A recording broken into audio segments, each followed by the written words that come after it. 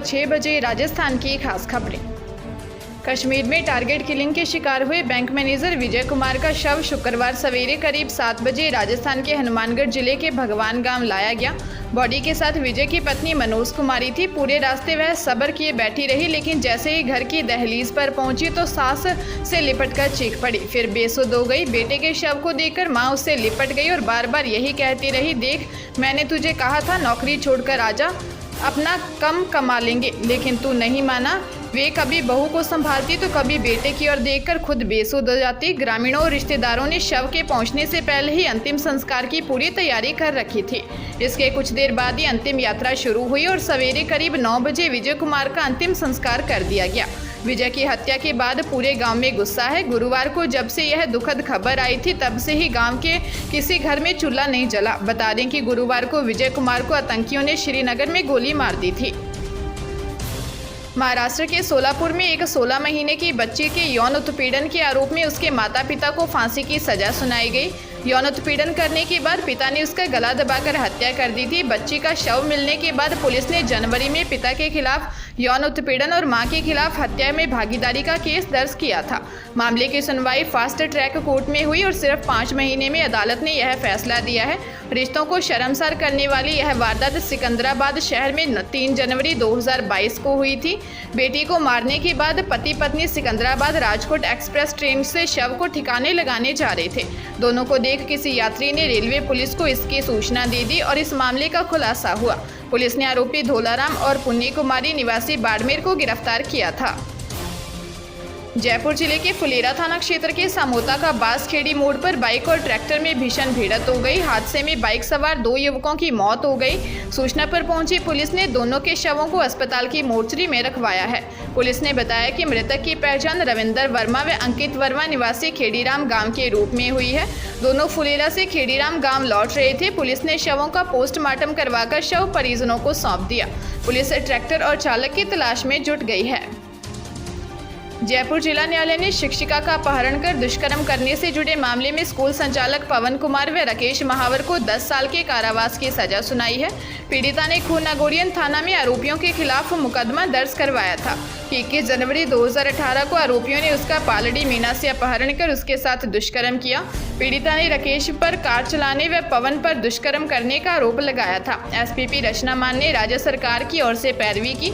दोनों पर 10-10 हजार रुपये का जुर्माना लगाया है। पंजाब के सीएम भगवंत मान शुक्रवार को मानसा के गांव मुस्सा पहुंचे। वह पंजाबी सिंगर सिद्धू मूसेवाला के मां बाप से करीब 1 घंटे तक मुलाकात की। उन्हें 8 बजे पहुंचना था, लेकिन मूसा गांव में विरोध को देखते हुए वे 2 घंटे देरी से पहुंचे। इस दौरान मूसेवाला के परिवार को सीएम भगवंत मान ने भरोसा दिलाते हुए कहा कि मूसेवाला के हत्यारों को बख्शा नहीं जाएगा। सीएम भगवंत मान ने कहा कि मूसेवाला के नाम पर कैंसर अस्पताल बनेगा और स्पोर्ट्स स्टेडियम भी बनाया जाएगा। इससे पहले मूसा गाँव पहुंचे आप विधायक गुरप्रीत सिंह बनावाली को लोगों का विरोध झेलना पड़ा। लोगों ने उन्हें बेरंग वापस लौटा दिया। पुलिस की सुरक्षा से परेशान गाँव वालों ने उनके खिलाफ नारेबाजी की। लोगों का कहना है कि पुलिस ने सीएम के दौरे के बहाने मूसेवाला के रिश्तेदारों को घर के भीतर जाने से रोका। विधायक ने लोगों से हाथ जोड़कर माफी मांगी। सीएम के दौरे को देखते हुए यहां कड़ी सुरक्षा व्यवस्था की गई। मूसेवाला की रविवार शाम को हमलावरों ने गोली मारकर हत्या कर दी थी। झालावाड़ जिले में मध्य प्रदेश के कुख्यात गैंगस्टर मुख्तार मलिक की मौत होने की जानकारी सामने आई है। पुलिस ने बताया कि फायरिंग के बाद मुख्तार मलिक 2 दिन से लापता था। पुलिस 2 दिन से सर्च कर रही थी। मुख्तार मलिक पुलिस को गंभीर हालात में जंगलों में मिला। पुलिस 2 किलोमीटर दूर जंगलों से मुख्तार को लाए और अस्पताल में भर्ती करवाया, जहां इलाज के दौरान मुख्तार मलिक की मौत हो गई। पुलिस ने बताया कि मध्य प्रदेश के गैंगस्टर पर 70 के करीब मुकदमे दर्ज हैं। इनमें 50 गंभीर मामले दर्ज थे। पुलिस ने शव को अस्पताल की मोर्चरी में रखवाया है। पुलिस मामले की जांच कर रही है। उदयपुर जिले के प्रतापनगर थाना क्षेत्र में सुंदरवास इलाके में फ्लैट में घुसकर महिला की गोली मारकर हत्या करने वाला प्रेमी ही निकला, जो युवती के परिजनों के सहमत नहीं होने और दूसरी जगह शादी होने पर खफा था।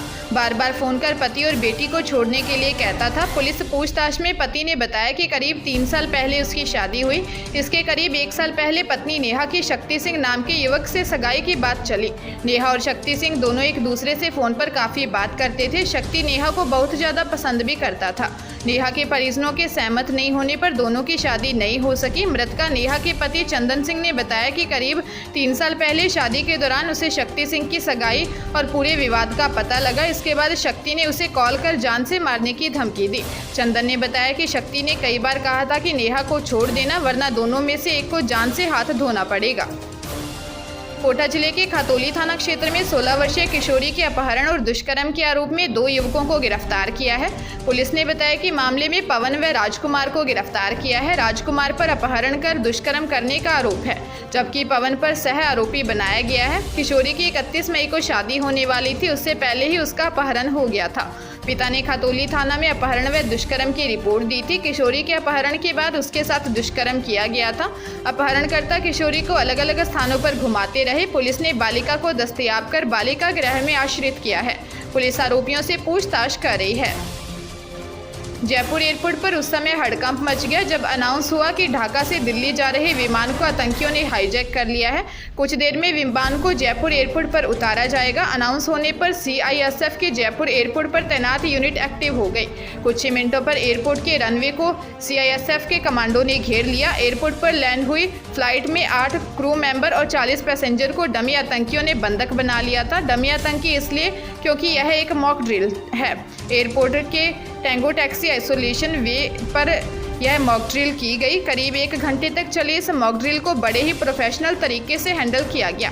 एयरपोर्ट सिक्योरिटी और सीआईएसएफ ने जिस तरह से सूचना के बाद कंट्रोल किया और ऑपरेशन शुरू किया, वह देखने लायक था। साथ ही सीआईएसएफ को रिस्पांस टाइम के बारे में अभी जानकारी नहीं मिली है, लेकिन तय समय से पहले ऑपरेशन कर लिया गया।